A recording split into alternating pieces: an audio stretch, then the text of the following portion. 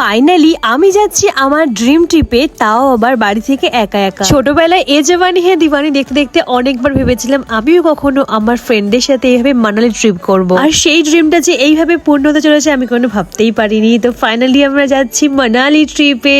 তারই মধ্যে আমাদের বন্ধুত্বের 10 ইয়ার্স কমপ্লিট হলো। ওটার সেলিব্রেশনে আমাদের এই কবে থেকে প্ল্যান করে রাখা ট্রিপটার কমপ্লিট হলো। হাওড়া থেকে বিকেল 4:30 নাগাদ রাজধানী এক্সপ্রেসে উঠে পড়েছি আমরা হলাম 4 মূর্তি, কিন্তু আমরাই ট্রিপে যাচ্ছি 3 মূর্তিতে। সাথে আমাদের একটা ফ্রেন্ডও আছে, একজন মুর্শিদাবাদ, একজন হাওড়া, একজন দিল্লি আর একজন ইউএস। তো ইউএস থেকে তো সে আসতে পারেনি, তো আমরা 3 জন মিলে যাচ্ছি আমাদের ড্রিম ট্রিপে। হাওড়া থেকে রাজধানী করে আমরা পৌঁছলাম ইন্ডিয়ার রাজধানী দিল্লি। দিল্লিতে নেমে তো আমার একটা গানই মনে পড়ছে, দিল্লি হ্যাঁ মেরি ইয়ার। কবে থেকে প্ল্যান করে আজকে ফাইনালি সাকসেস হলো। তো দিল্লিতে গিয়ে ফার্স্ট দিন দিল্লি মেট্রোতে করে একদম পিঙ্ক লাইন থেকে ব্লু লাইন থেকে পার্পল লাইন, তারপরে ফাইনালি ইয়েলো লাইন করে পৌঁছালাম প্রীতির ফ্ল্যাটে। প্রীতি তো কবে শিফট হয়েছে দিল্লিতে, তো আমাদেরকে প্রায় বলে যেত যে দিল্লি আয় আমার সাথে ঘুরে যা, কিন্তু এই ফাইনালি এতদিনে আসা হচ্ছে। এই ট্রেন জার্নিতে আমাদের অনেকের সাথে আলাপ হয়েছে, নতুন মানুষের সাথে, তারা খুব হেল্পফুল, সবার সাথে খুব মজায় আমরা ট্রেন জার্নিটা কেটেছি। সবকিছু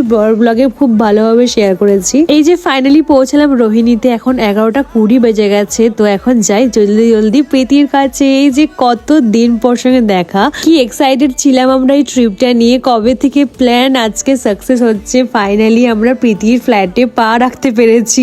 এটা যে কত বড় আমাদের কাছে প্রাপ্য কি আর বলবো, মানে 3 বছর ধরে আমাদের প্ল্যানিং প্লটিং সবকিছু আজকে সাকসেস হচ্ছে। প্রীতি আমাদের যে কত বড় একটা লক্ষ্মী মেয়ে, কি আর বলবো, আমাদের জন্য কত কিছু আয়োজন করেছে। ব্রেকফাস্টে পোহা ডিম সেদ্ধ করেছে, আবার লাঞ্চে আমাদের জন্য স্পেশাল চিকেন হচ্ছে, আর এত টেস্টি হয়েছিল, পুরো সেফ কিস। খুব মিস করছি তোর এই চিকেনটা প্রীতি, তোর এই ঘাম ঝরিয়ে রান্না করাটা, কি যে টেস্টি হয়েছিল ভাই সাব।